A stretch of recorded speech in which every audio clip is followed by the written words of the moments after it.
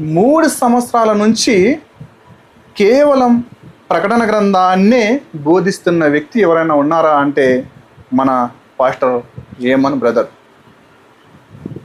ఏమన్ బ్రదర్ ప్రసంగాలలో 500 ప్రశ్నలు వెయ్యాలని నేను 500 ప్రశ్నలను రాసుకోవడం జరిగింది. 500 ప్రశ్నలు ఎందుకు వేయవలసి వచ్చింది?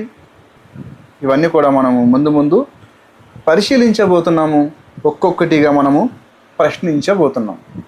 ఎంత ప్రేమపూర్వకంగా అంటే యేసుక్రీస్తు ప్రభుల వారు లోకాన్ని ఎంత ప్రేమించాడో అంత ప్రేమపూర్వకంగా మనము హేమన్ బ్రదర్ను ఇంకా కొంతమంది సేవకులను దాదాపుగా 500 ప్రశ్నలు అడగబోతున్నాము.